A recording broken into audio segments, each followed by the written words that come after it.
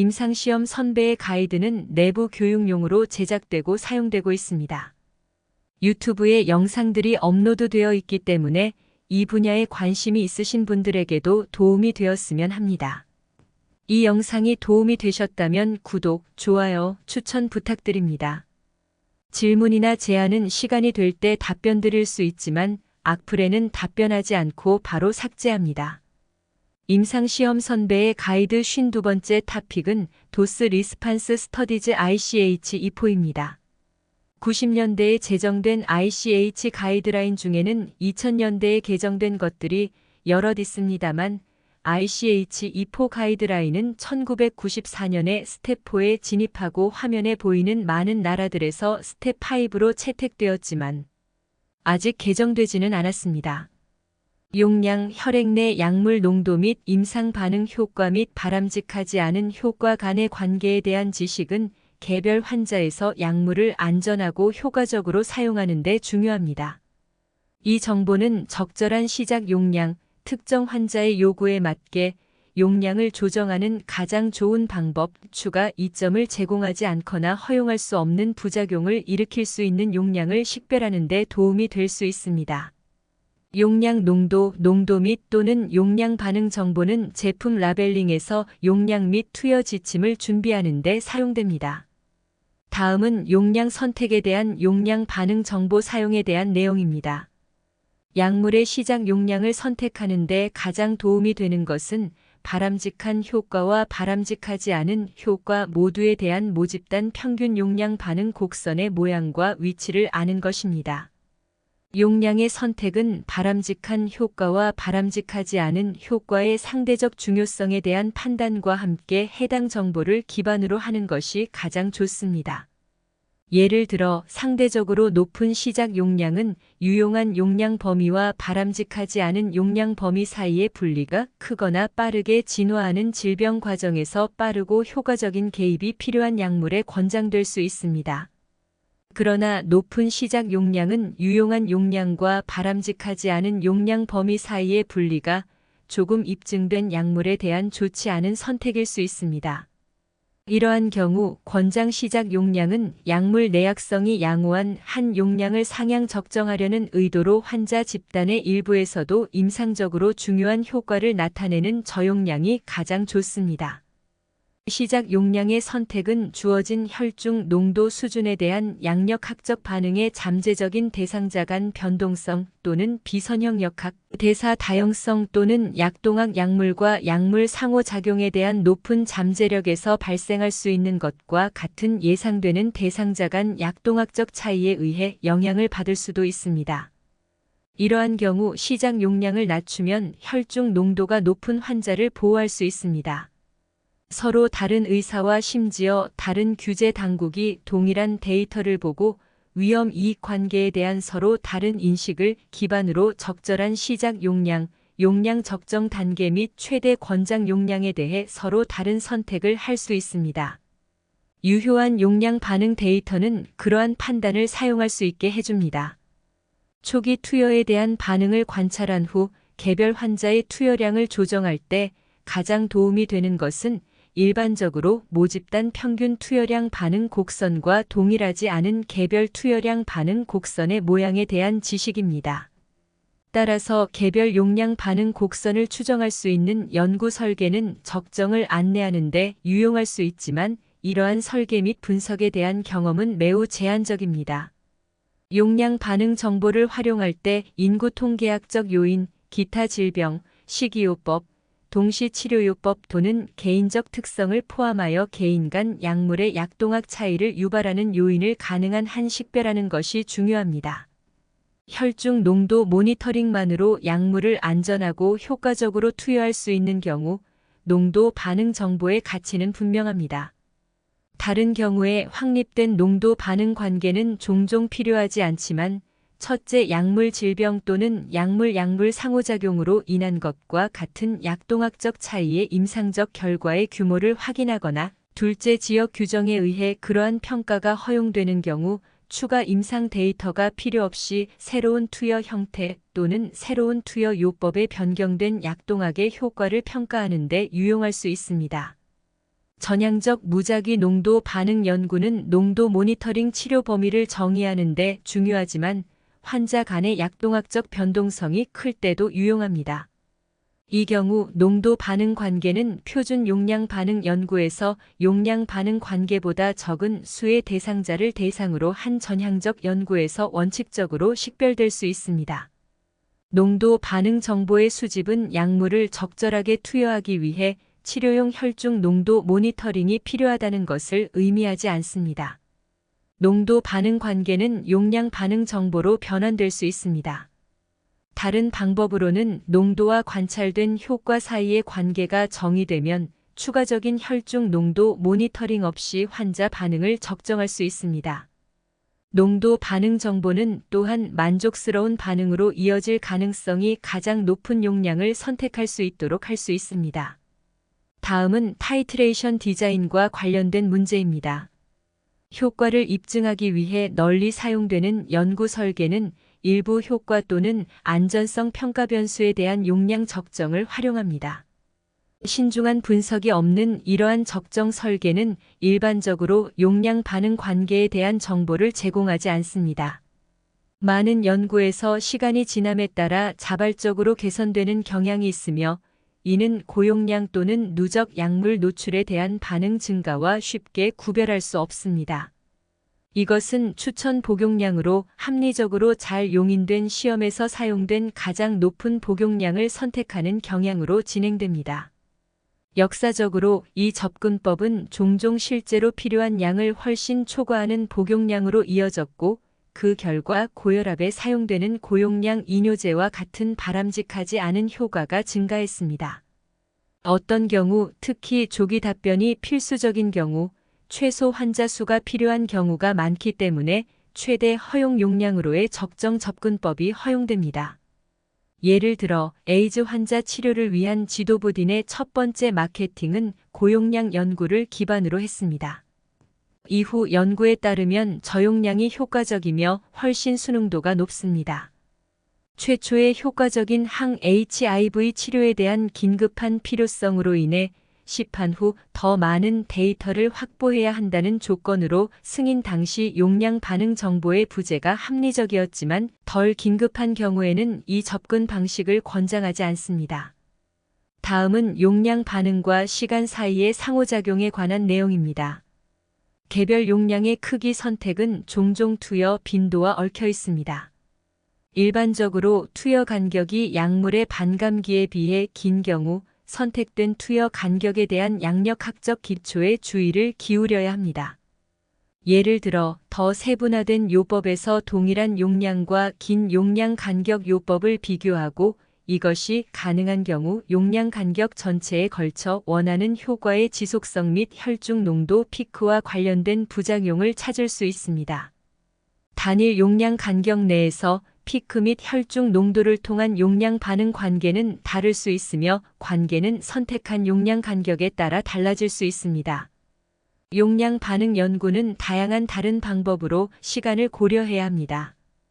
주어진 용량에서의 연구 기간은 지연이 약동학적 요인 또는 양력학적 요인의 결과인지 여부에 관계없이 완전한 효과를 실현할 수 있을 만큼 충분히 길어야 합니다. 용량 반응은 아침과 저녁 투여에 따라 다를 수 있습니다. 유사하게 초기 투여 동안의 용량 반응 관계는 후속 유지 투여 기간과 동일하지 않을 수 있습니다. 반응은 또한 일일 투여량이 아닌 누적 투여량, 노출 기간 또는 식사에 대한 투여량의 관계와 관련될 수 있습니다. 용량 반응 평가는 약물 개발의 필수적인 부분이 되어야 합니다. 용량 반응 평가는 약물의 안전성과 효과를 확립하는 데 필수적인 부분인 용량 반응을 평가하기 위해 고안된 연구와 함께 약물 개발의 필수 구성 요소가 되어야 합니다. 용량 반응 정보의 개발이 개발 프로세스에 포함되어 있는 경우 용량 반응을 무시하는 개발 계획에 비해 일반적으로 시간 손실 없이 최소한의 추가 노력으로 수행할 수 있습니다. 생명을 위협하는 질병에 대한 연구에 관해서는 다음과 같이 설명하고 있습니다. 특정 치료 영역에서는 다른 치료 및 조사 행동이 진화했습니다. 이는 일반적으로 수행되는 연구의 종류에 영향을 미칩니다. 협심증, 우울증, 고혈압 등의 연구에서 일반적으로 사용되는 매우 효과적인 설계인 위약 병행 용량 반응 연구 설계 또는 위약 대조 적정 연구 설계는 적어도 효과적인 치료법이 알려진 경우, 생명을 위협하는 감염 또는 잠재적으로 치료 가능한 종양과 같은 일부 질환에 대한 연구에서 허용되지 않을 것입니다. 더욱이 이러한 치료 분야에서는 상당한 독성이 수용될 수 있기 때문에 일반적으로 가능한 한 가장 유익한 효과를 신속하게 달성하기 위해 상대적으로 높은 용량의 약물이 선택됩니다. 이 접근법은 독성을 유발하여 치료를 중단시킴으로써 일부 환자에게 약물의 잠재적 이점을 박탈하는 권장 용량으로 이어질 수 있습니다. 반면에 낮거나 효과가 미미할 수 있는 용량의 사용 또는 원하는 효과에 대한 적정은 이러한 경우 초기 실패가 치료 기회를 영원히 잃을 수 있기 때문에 허용되지 않을 수 있습니다. 그럼에도 불구하고 생명을 위협하는 질병의 경우에도 약물 개발자는 항상 다양한 요법의 장단점을 저울질하고 용량 간격 및 용량 증량 단계를 선택하는 최선의 방법을 고려해야 합니다. 생명을 위협하는 질병과 관련된 적응증에서도 가장 높은 내약성 용량 또는 대리 표지자에 가장 큰 영향을 미치는 용량이 항상 최적의 용량은 아닙니다. 단일 용량만 연구하는 경우 약동학적 차이로 인해 거의 항상 상당한 개인차를 보이는 혈중 농도 데이터는 가능한 농도 반응 관계에 대한 단서를 후향적으로 제공할 수 있습니다. 단일 용량의 사용은 심근경색 후 연구와 같은 대규모 중재 연구에서 일반적으로 사용되었는데 이는 필요한 표본 크기가 크기 때문입니다. 중재 연구를 계획할 때 단일 용량 이상 연구의 잠재적 이점을 고려해야 합니다. 어떤 경우에는 각 환자에 대한 정보를 적게 수집하여 연구를 단순화하여 비용을 크게 늘리지 않고 여러 용량으로 치료한 더 큰 모집단을 연구할 수 있습니다. 다음 내용은 용량 반응 데이터가 불완전할 때의 규제 고려 사항입니다. 아무리 잘 짜여진 계획이라도 항상 성공하는 것은 아닙니다. 그렇지 않으면 잘 설계된 용량 반응 연구는 너무 높거나 너무 가까운 용량을 사용하여 위약보다 우수함에도 불구하고 모두 동등하게 보일 수 있습니다. 이 경우 연구된 최저 용량이 약물의 최대 효과를 발휘하는 데 필요한 것보다 여전히 더 클 가능성이 있습니다. 그럼에도 불구하고 관찰된 바람직하지 않은 효과와 유익한 효과의 허용 가능한 균형은 연구된 용량 중 하나에서 마케팅을 합리적으로 만들 수 있습니다. 물론 약물이 특별한 가치를 지닌다면 이 결정이 가장 쉬울 것이지만 그렇지 않더라도 적절한 투여 범위를 부분적으로 정의한 연구에 비추어 볼 때 시판 후 기간의 추가 용량 찾기가 추구될 수 있습니다.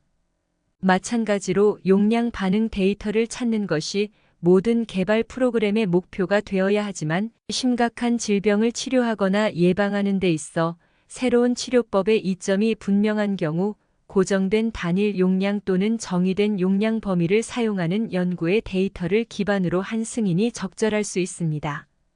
다음은 용량 반응 정보에 대한 전체 데이터베이스 검사에 관한 내용입니다.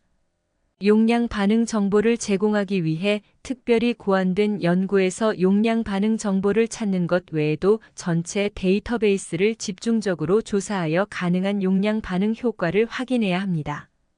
물론 특정 연구 설계 기능으로 인한 제한 사항을 인정해야 합니다. 예를 들어 많은 연구에서 안전상의 이유로 복용량을 상향 적정합니다.